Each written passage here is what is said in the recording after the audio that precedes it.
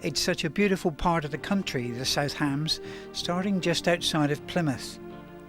Little trace remains of the GWR railway branch now, but 100 years ago things were very different in this area. In 1893 it was proposed by the Plymouth and Dartmoor Railway Company to create a railway from Plymouth to Modbury, running along the western side of Cofflet Creek, crossing the river at Steer Point, then running along the eastern side of the Yealm estuary through Puslinch, crossing the river again just north of the Tor, then proceeding on to Modbury. The new line would start at Millbay Station, through to Plymouth North Road, onto Mutley Station, Lipson Vale Halt, Mount Golden Tothill Halt, Cattewater Junction, into Plymstock, Billacombe, Elburton, Brixton Road, Steer Point, Yealmpton, and finally into Modbury. It was to be a continuation of the LSWR to Plymstock, but constructed by the GWR, since they had been concerned that their competitors, with Modbury in view, would reach out for a connection to the Kingsbridge line and ultimately the main lines to London and the north. The full line to Modbury never did materialise, the line stopping short at Yealmpton. So on Saturday the 15th of January 1898, locomotive 440 Duke class, appropriately named Lady Morley for the day, arrives at Yealmpton station to greet an excited crowd. At the outset there was to be 4 up and down trains daily between Millbay and Yealmpton excepting Sundays, and just before the 1914 war the GWR did run a few trains on Sunday, whereupon a local clergyman with all the religious fervour of the age preached against this abomination of the Sabbath. How times have changed.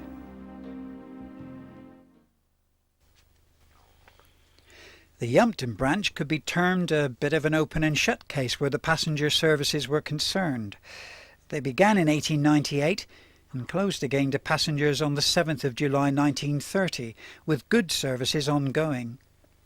After having received only 1 goods train each way for 11 years, the branch took on a new lease of life in 1941, when on the 3rd of November passenger services were resumed, this time from Ferrers station rather than Millbay. But as the record of historical importance, we are going to take a journey from the early days of the branch with its terminus at Millbay station.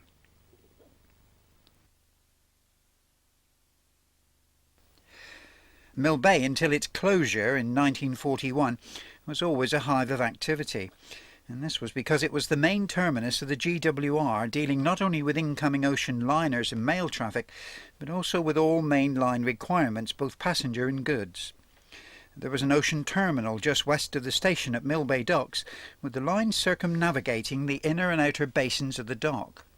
In the early days, Plymouth served as a docking point for ships from Australia, India and America. But to reach Yealmpton, it would have been necessary to travel on foot to Millbay main passenger station just up the road. The station had 4 platforms, and the Yealmpton branch train would have left for its run on platform, or to give it its technical name, road number 4. Leaving Millbay, the train would then pass over busy Union Street by way of the Union Street Arch on its way to North Road Station via Cornwall Junction. From this study of a turntable constructed in 1912 and situated to the west of North Road Station, the line to Millbay can be clearly seen to the right of the picture. At this time, North Road was a moderately sized station consisting of 4 main platforms and 3 or 4 loading bays. Leaving North Road, the train travels but a short distance and comes to a halt at Mutley Station. A small main line station, Mutley had its own booking office and waiting rooms, and the platforms were connected by a typical GWR footbridge, enabling passengers to exit or enter via Napier or Ermington Terrace. Despite its proximity to North Road, it was a busy station serving the densely populated areas and shopping centre around it. Leaving Mutley, the train now passes under Mutley Plain by way of the impressive and slightly curving Mutley Tunnel, to emerge on a course to Lipson Vale Halt. This small passenger facility had wooden platforms and a pagoda shelter overshadowed by the beechwood factory. The line then runs forward to Lipson Junction, where the train leaves the main line for the Yealmpton branch via the famous Lera Triangle.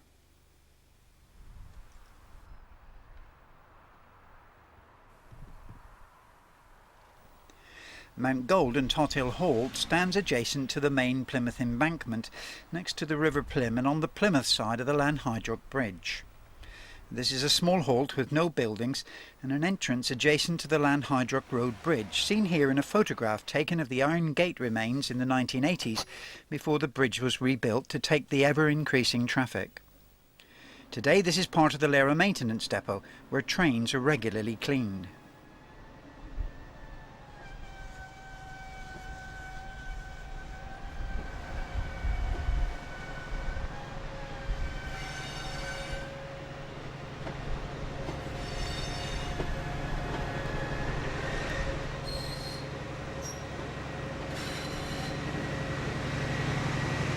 The line now crosses the steel girder bridge over the embankment in view of the LSWR girder bridge just a little way up the road.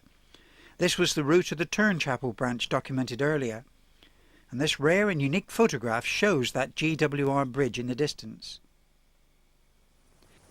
At Cattewater Junction, the GWR branch is running along the same lines as its competitors' trains, the LSWR, with its branch to Turnchapel on its approaches to Plymstock via the Lera Rail Bridge.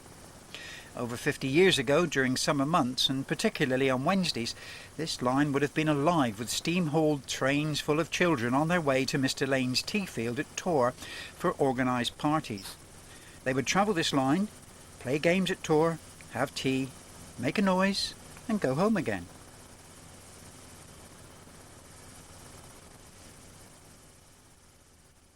Plymstock Station was the junction for the Turnchapel line, but we're now on our way to the village of Yealmpton in the South Hams.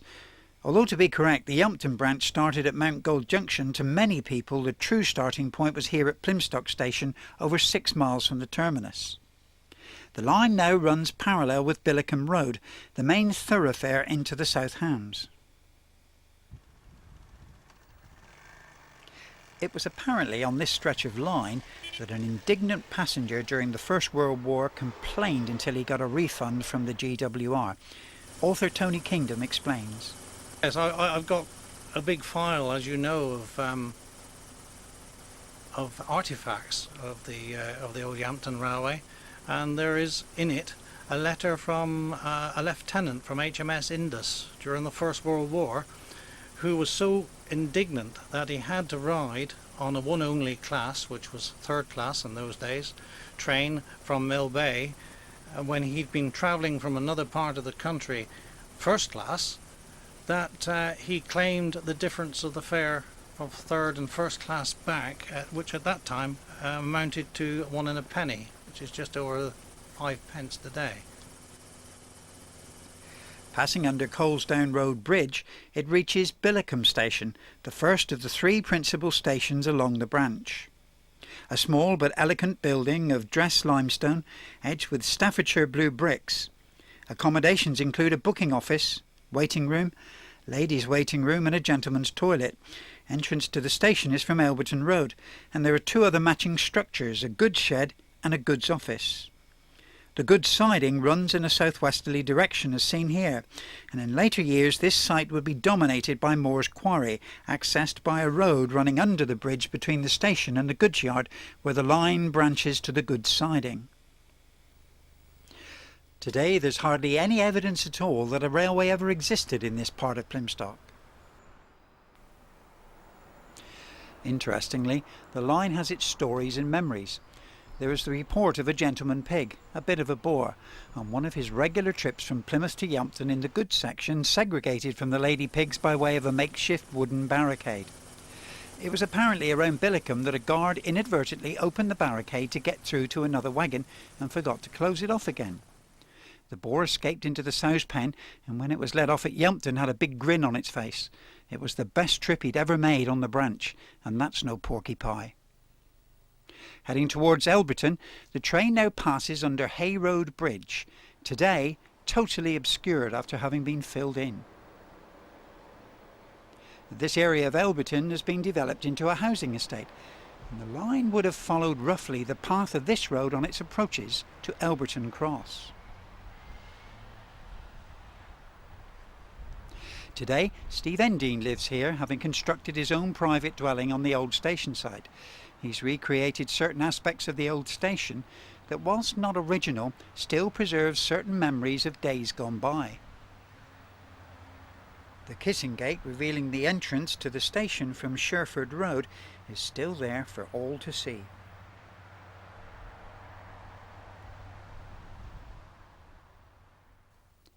There were no goods facilities here at Elburton Cross, only passenger and parcels traffic. It was opened in 1898 as a kind of afterthought, not having been originally planned for the branch at the outset.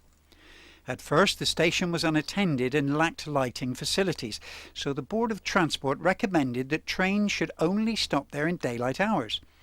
There was an austere wooden waiting room and a sole cast iron toilet for priority passengers. And gentlemen in those days, sorry ladies, you'll have to wait until Mrs. Pankhurst gets the vote. Once departed from Elburton Cross at 2 miles from Plymstock, the train, having passed under Sherford Road Bridge, now totally obscured by private dwellings, passes into a series of embankments, finally to emerge into another deep cutting. It then passes under the steel bridge carrying the main road from Plymouth to Modbury and Kingsbridge, and into Brixton Road Station. Today, this lovely dwelling has been constructed on the old site, and the builder used materials from the old station building to partly preserve the integrity of the originals. It was here at Brixton that we learned from one vintage passenger who frequented the line as a youngster and remembers how he and his friends used to skylark around on the train, as he put it, so much so that the guard would sometimes make them get out here at Brixton Road and walk the rest of the way home. I suppose it was a case of nothing like a good clip round the ear to keep the little devils on the rails. And when in use, the station served the village of Brixton some way away, hence the suffix road. The entrance was to the north, with large double gates accessing the hill leading up to Brixton village.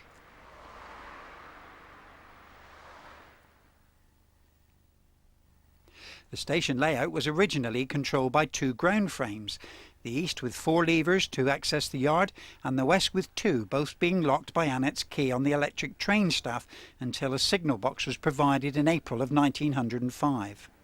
The station building was virtually identical to Billacombe, with a goods office and shed. With the cessation of passenger traffic for the first time in July of 1930, goods traffic, portrayed here with images from the 1950s, continued for some years after this initial closure, although for some 11 years only 1 goods train each way passed through Brixton Road daily. Then, on the 3rd of November 1941, a full passenger service was reintroduced with its terminus at the former LSWR Friary station. Passenger services were reintroduced because Yealmpton, along with the surrounding villages and adjacent parishes, had become a refuge area for much of the population of Plymouth as a result of the savage bombings of the previous March and April. Since Brixton's station building had been leased to employees together with others on the line for private dwellings in the 1930s as a result of cessation of passenger services, areas of the station had to be sealed off by means of concrete posts and wire fencing to maintain privacy. Leaving Brixton Road, the train now encounters some of the most beautiful scenery on the branch as it emerges into the countryside on its journey to Steer Point. It will journey southwards, encountering the quiet waters of Coughlin Creek, passing the hamlets of Tor and Wapplewell, and 2 road overbridges allow free passage from the road from Chittleburn Cross to Spridleston, passing close to Otter Nurseries. Anthony Kingdom remembers this line with fond affection.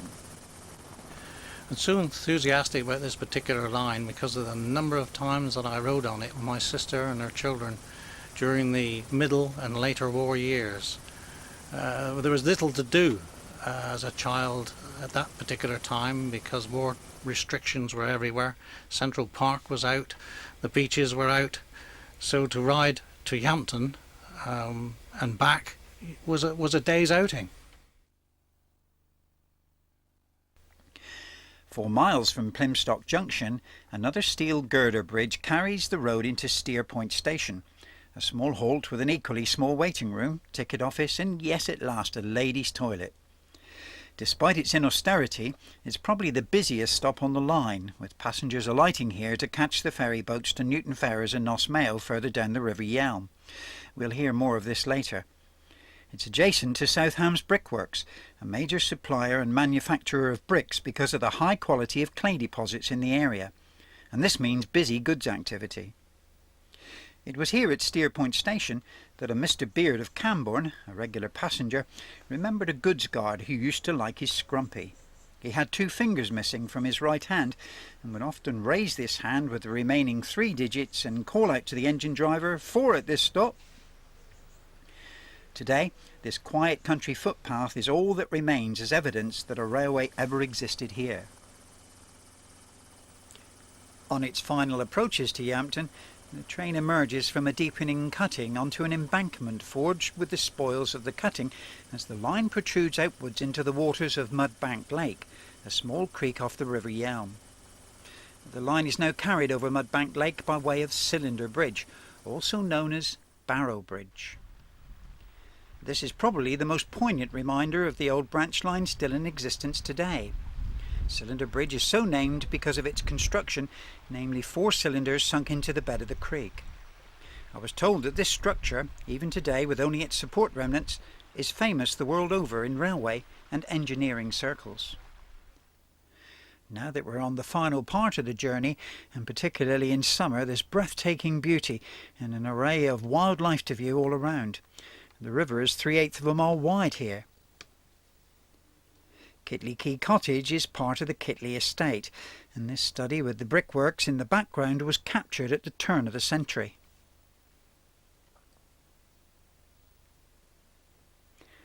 O60 Pannier Tank number 738 approaches an accommodation level crossing near Puslinch on its way to Yealmpton in 1930, and another view of the crossing taken some 20 years later. In the distance is the road bridge carrying the A379 to Newton Ferrers and Mayo. This bridge still carries heavy local traffic to and from these villages via Puslinch every day. Walkers and ramblers to the area can, with careful observation, still determine the contours of the trackbed in this beautiful part of the South Hams. Further along the line now, an O60 Pannier Tank 1252 is 5 3/4 miles from Plymstock and heading for Yealmpton, adjacent to the meadows and the upper non-tidal reaches of the River Yealm. The largest engineering feature on this line is this bridge carrying it some 60 feet above the river. But it's all gone now. The line is dead, as Tony Kingdom explains. When you take a train away, you take away the warmth, particularly when we're talking about steam trains, of course, the warmth of having a public transport vehicle passing through the countryside, and I mean the countryside, not the roads, the lights flickering by, people looking out of their window. There's a friend passing, and it's very visible, particularly at night. And this is sadly all lost now, except for very few fortunate places.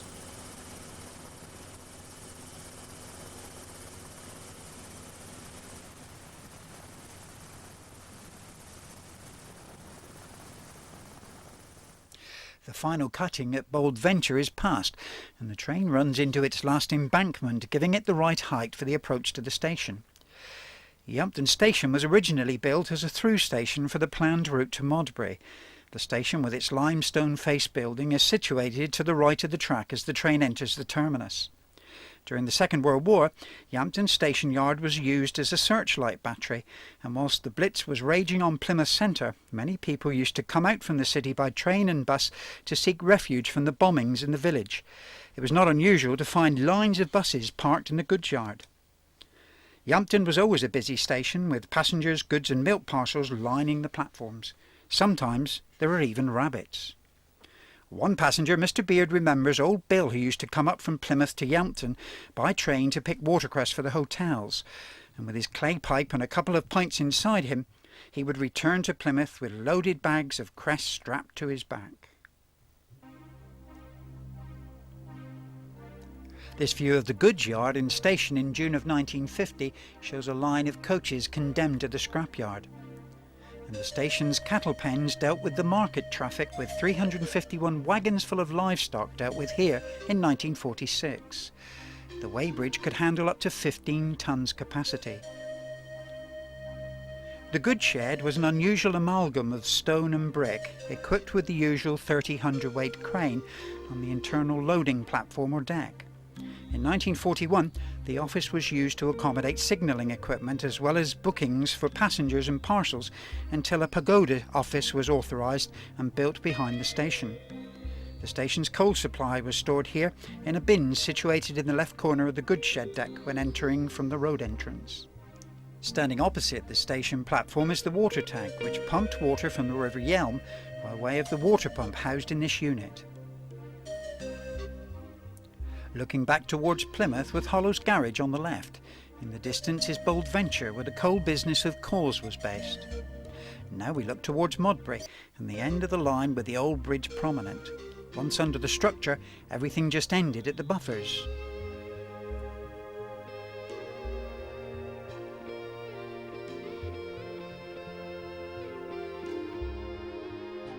At the end of Riverside Walk in Yealmpton, this house is now situated at the site where the last bridge over the line was once located.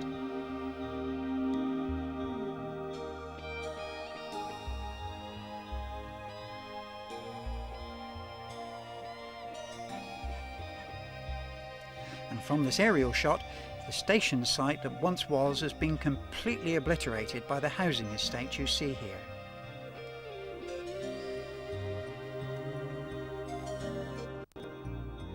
This house stands on the site of the eastern embankment to the last bridge before the station.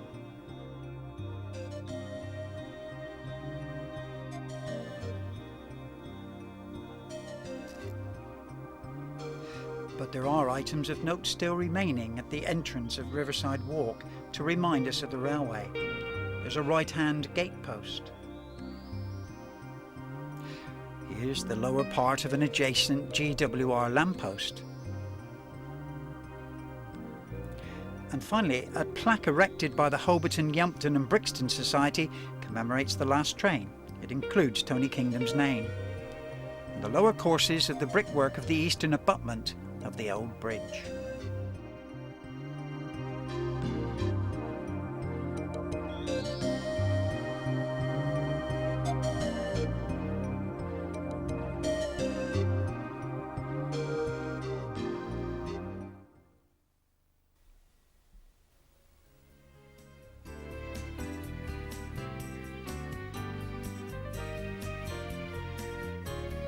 With the railway terminating at Yealmpton, travel to other areas of the South Hams was provided by way of a bus service from the station.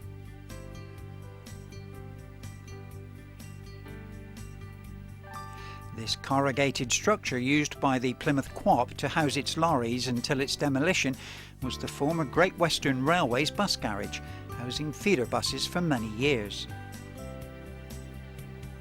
This iron shed is believed to have been used as a petrol store for the buses. And this fine specimen, photographed outside Slough Works, is a 30 hundredweight Thornycroft bus of the type that ran from Newton Ferrers and Mayo to Yealmpton in the 1920s. A GWR rear entry bus awaits passengers at the Great Western Hotel Modbury in 1915. And finally, a GWR Maudsley Type ML3 number 1201 waiting at Yealmpton Hotel. It was not only buses that connected with the railway. Well, we used to catch this boat called the Kitley Bell from Mayo, and I think the one we used to catch to have a full day into Plymouth really was 20 to 11 in the morning. We'd go from Mayo if the tide was high, but if the tide was down, we'd have to walk quite a way down through the woods at the end of Mayo, and then to go up River Yealm, and then to get out, and had a long lane to walk, about 3/4 of a mile, to get this train.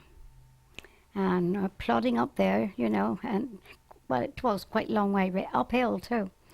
and then get on the train, have this ride into Plymouth. And believe it or not, we used to get into the station at 12 o'clock. We hadn't been in the town, of course, then, so we had to go in the town and do all our shopping and all the necessary things that we had to do.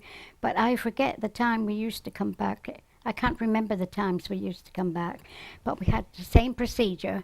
We had to get to the station, get the train, back right into Steer Point, and the boat would be there waiting for us to take us down. And what a palaver it would be sometimes.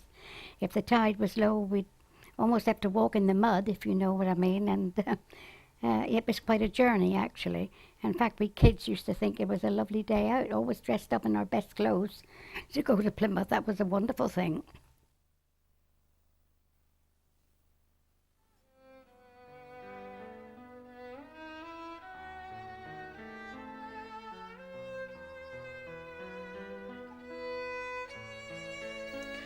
From February of 1960, with the closure of goods traffic, the need for public services on the railways had been overtaken by balance sheet deficits and the number-crunching activities of accountants. And by 1963, the Yealmpton branch had suffered complete closure and demolition. But Dr. Beeching could not be blamed for the loss of this line. It would be another 2 years before the famous Beeching Plan was to be implemented, subjecting the countryside to systematic destruction and the implementation of housing estates and giant ribbons of tarmac to accommodate the ever-increasing pollution from road traffic. The friendly sights and sounds of steam trains in the countryside ended, and that was that. The 50s came, and with them brought twice weekly goods, one apiece. And sadder days were to follow, for even these too must cease. Then quietly and finally, on one dismal winter's day, the last train left for Lara Yard, and I my last service paid. The 60s came, and but no more was I to remain in peace. Only 2 more years would pass, when finally I will cease. And then it came, that final train, and departing took with it my rails and bridges all for scrap, leaving just a ballast pit. Now o'er my track the bindweed strays, station roof sag in despair, my paint it flakes and woodwork rots for the want of human care.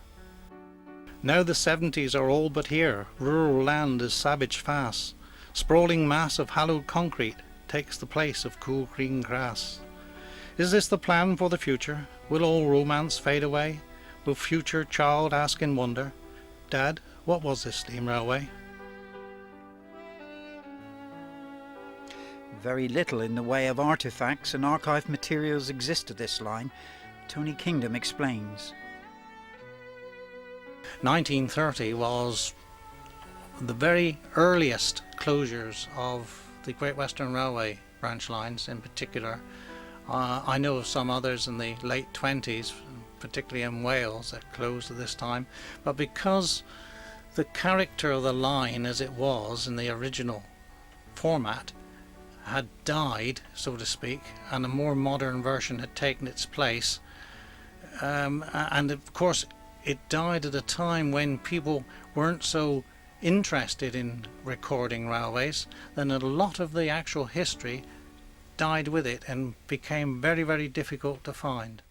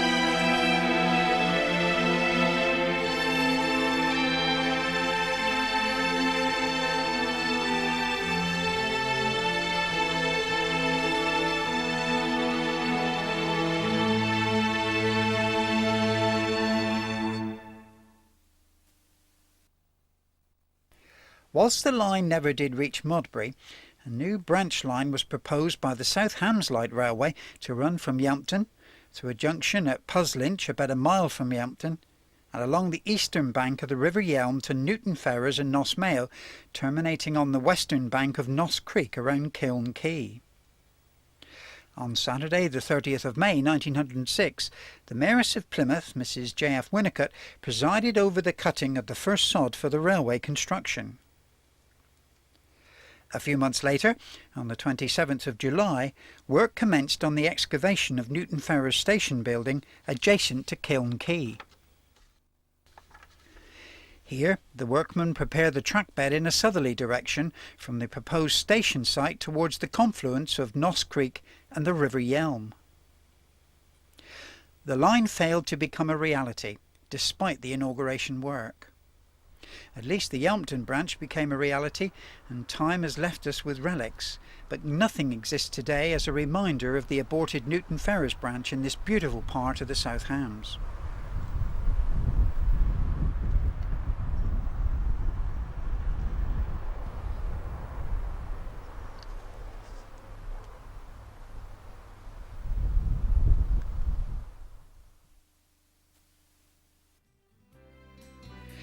From Friary Station to Plymstock in the later years, the GWR and LSWR ran along the same section of railway line.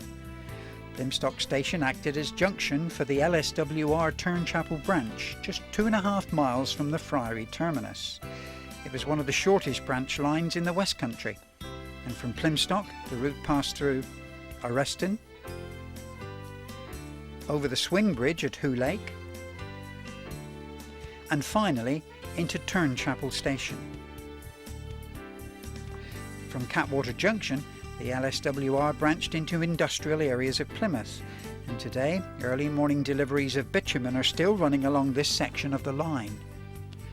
The companion documentary film, The Plymouth to Turnchapel and Cattewater Railways, explores in detail the history of these branch lines.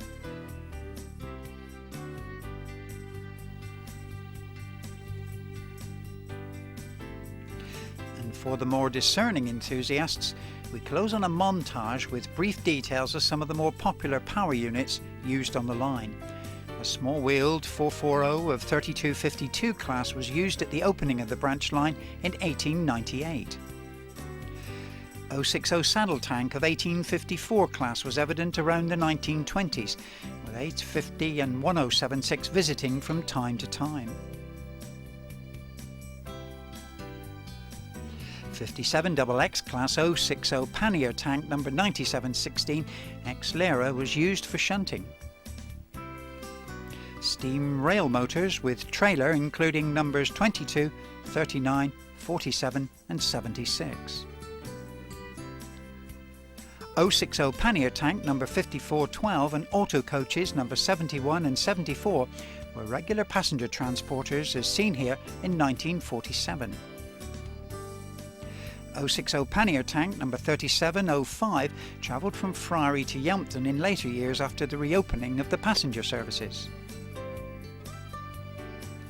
And this 54XX class number 5412 was used on the line as a mainstay during the war years. The last passenger train to cross the River Plym to Plymstock long after regular passenger services had ceased was the Gunnislake Goliath, chartered by the Hertfordshire Rail Tours in 1985. It was formed of a Hastings 6L DMU with one trailer removed. The Devon Rambler of the Railway Enthusiast Club of Farnborough, diesel multiple units W51062, W59421 and W51090 travelled the line in 1959. And on the 2nd of May, the Railway Travel and Correspondence Society chartered a special with 060 pannier tank number 6420 with two pairs of auto coaches numbers W193, W225 plus W189 and W229. And on the 27th of February 1960, the Plymouth Railway Circle chartered 262 tank number 4549, hauling 9 brake vans as the last train carrying passengers ever to travel the line from Plymouth to Yealmpton.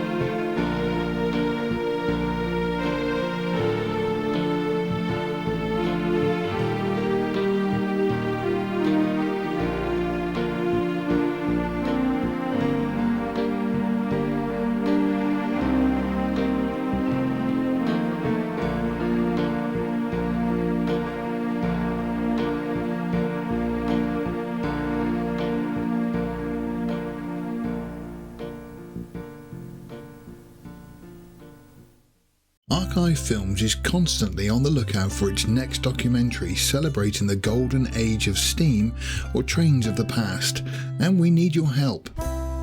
If you have any old movie footage from the trains of yesteryear, please reach out to us. Preserve the magic of steam trains for generations to come. Please feel free to contact us via our website. Thank you.